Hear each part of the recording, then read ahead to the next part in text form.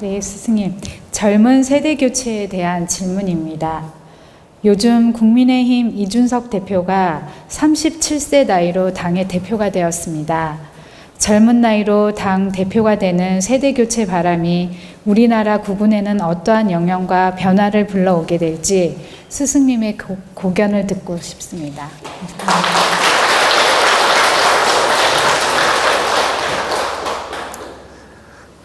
정치 얘기하면 민감해지고 또 국민들이 보게 되면 찬반 양론이 나누어지고 이렇게 정치 얘기하면 호불호가 생기기 때문에 사실은 정치 이야기를 하고 싶지 않습니다.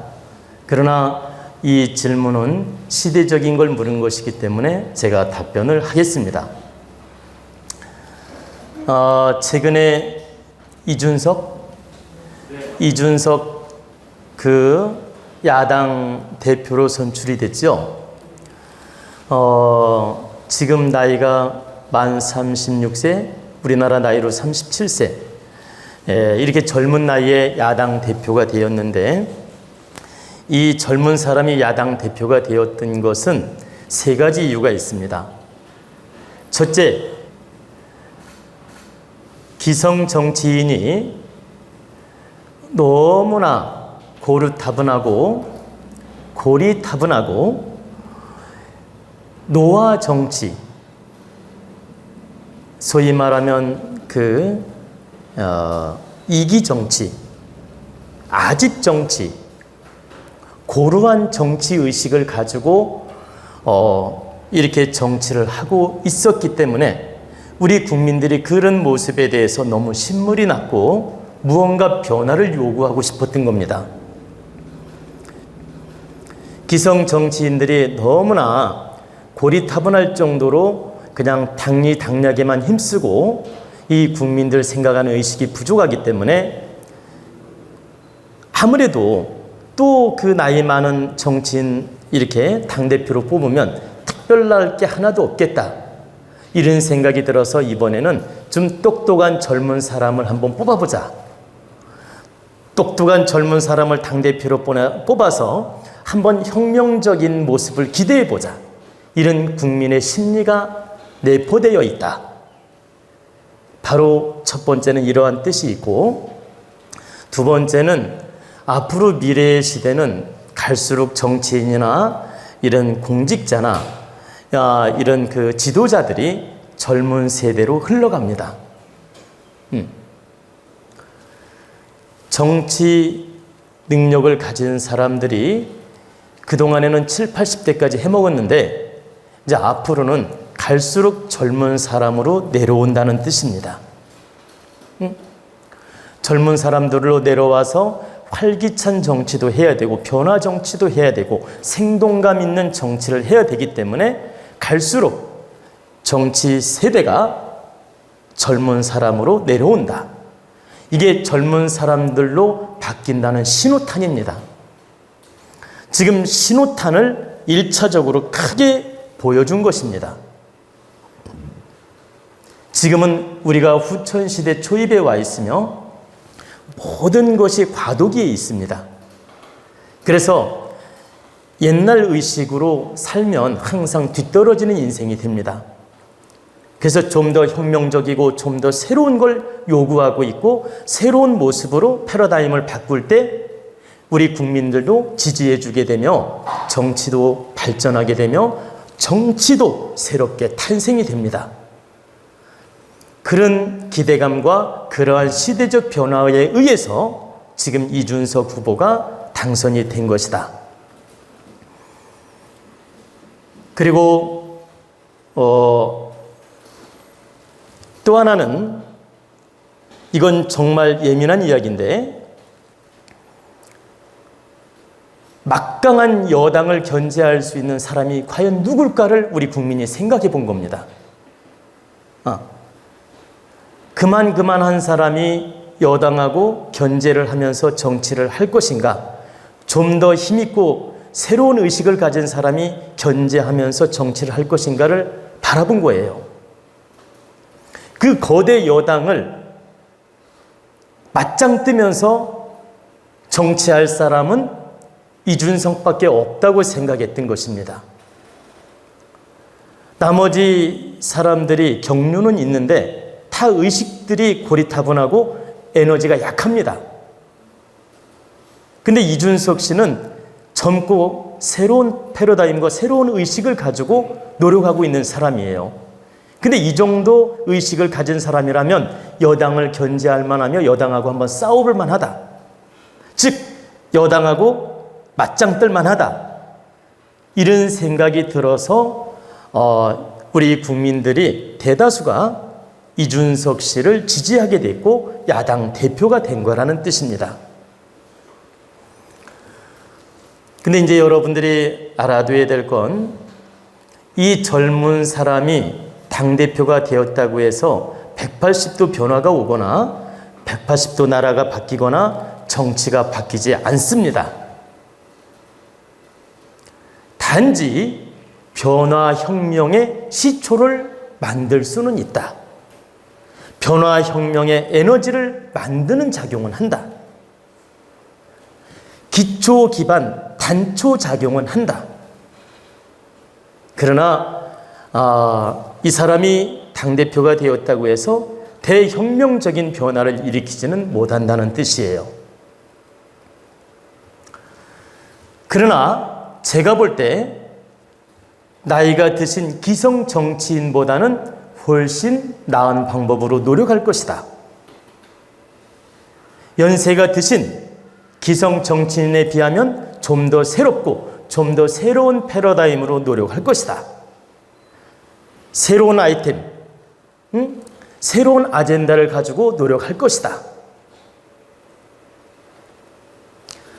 그렇기 때문에 저는 그 젊은 당대표로서 어느 정도는 역할을 하리라 믿습니다. 그 어느 정도라는 뜻은 크게 혁신적 변화는 가져올 수 없지만 그래도 이 기성 정치인에 비하면 좀 더 능력 발휘를 할 수 있는 그런 자질이 있다고 본다. 경륜은 부족하고 배움도 아직은 부족하고 아직은 부족함이 있지만은 그래도 새로운 젊은 힘, 새로운 능력으로서 당대표 역할을 하리라 본다는 뜻입니다. 그런데 이제 여러분들이 하나 알아둬야 될 것은 그 미래에 지금 잠룡들이 이렇게 서서히 드러나고 있고 서서히 준비하고 있고 이제 잠룡들이 서서히 꿈틀거리고 있습니다. 근데 지금 확실하게 후보 인물들이 드러나지 않아서 누가 대권이 될 것이다. 누가 대권 주자가 확실할 것이다. 그러니까 무슨 말씀이냐면 대권 후보가 확실하고 누가 대권 대통령이 될 것이다. 이런 이야기는 지금 때가 아니고 미리 이야기하는 건 성급한 것이라서 제가 오늘 이 자리에서 언급하지는 않겠습니다. 단 우리 국민들이 깨어 있어야 되는데 깨어 있지 못하는 게 제가 너무 안타깝습니다. 제가 누구를 지칭해서 하면 그분한테 또 누가 될 수 있어서 누구를 지칭하지는 않겠습니다. 그러나 인기몰이로 대권주자라고 생각하고 인기몰이로 국민을 대변하고 인기몰이로 대권 능력을 가진 것처럼 착각들 하지 마십시오. 저는 후보자들 절대 말을 믿지 않습니다. 얼마든지 가문이설할 수 있고 밑에 사람이 시키는 대로 말할 수 있고 소위 말하면 그룹을 짜서 대통령 만들기의 사람들에 의해서 그 사람들은 많이 표현도 하고 많이 행보를 합니다. 물론 자기 주관적 행보도 하지만 많은 부분은 포장이 되어 있다. 그렇기 때문에 그 사람들 가문이설을 믿지 않는다는 뜻입니다. 그럼 무엇을 믿느냐? 그 사람들의 관상과 그 사람들의 품행과 눈빛과 그 사람의 내면의 영혼을 믿는다라는 거예요.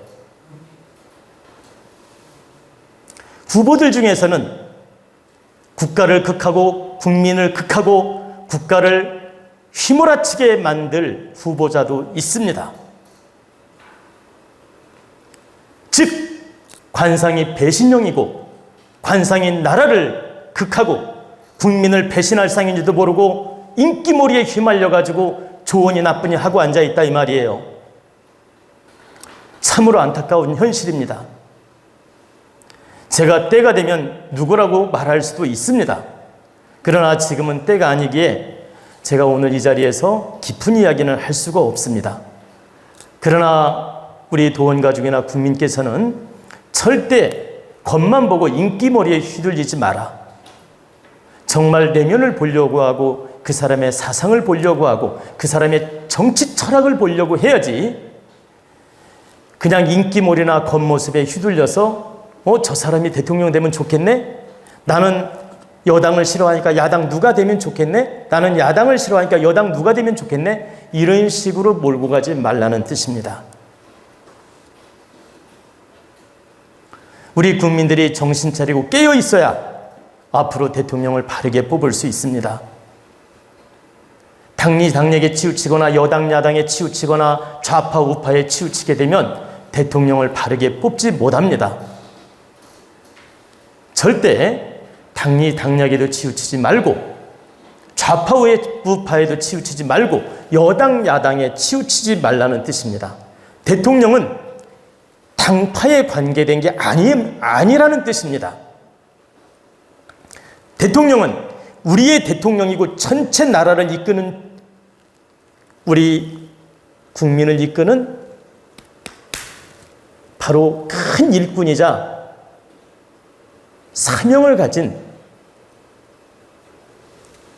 우리 백성, 우리 국민을 지켜주는 그런 대돌보를 뽑는 것입니다. 이 당에 있으면 유리하고 이 당에 있으면 유리한 게 아니고, 진정으로 그 사람 정치 철학이 바르게 쓰고 관상이 좋고 능력되는 사람이 대통령이 될 때 우리 국가를 위할 수 있지, 야당이라고 해서 우리나라를 위하고 여당이라고 해서 우리나라를 위하고 이게 아니다. 진짜 그 한 사람의 됨됨이가 중요하다는 뜻입니다. 여러분이 앞으로 이제 곧 대선이 다가오기 때문에 많은 생각을 할 것입니다. 제가 오늘 이런 정도로 말씀을 드리는 것은, 이제 당대표도 젊은 사람이 되었는데 앞으로 이 대통령을 뽑는 우리는 막중한 숙제가 있습니다. 그렇기 때문에 좀 더 깨어있는 정신으로 바른 의식으로 그 정치인들을 바라보고 앞으로 대권 주자를 심판하고 또 나아가서 바르게 선거에서 대통령을 뽑아야 된다는 뜻입니다. 앞으로 미래의 대통령은 통일 준비하는 대통령이고, 미래의 대통령은 남북 문을 여는 대통령이 될 수 있습니다. 그렇기 때문에 아주 막중한 임무를 타고난 인물이 이 세상에 출현합니다. 그리고 그런 대통령을 바르게 뽑아야 됩니다. 우리 국민들이 만약에 참 바르지 못한 인물을 뽑게 되면 통일의 문을 열기는 여는데 개판으로 열어서 오히려 힘들게 만듭니다. 다시 말씀드리면 통일의 문을 열고자 노력을 하는데 능력이 없다 보니까 열쇠를 바르게 따서 열어야만이 문이 고장나지 않고 잘 열리는데, 이 좀 바르지 못한 대통령을 뽑게 되면 열쇠를 연다는 것이 지혜롭지 못하니까 열쇠를 고장내는 거예요. 그럼 열쇠가 고장나니까 망치로 때려 붙이든지 할 거 아닙니까?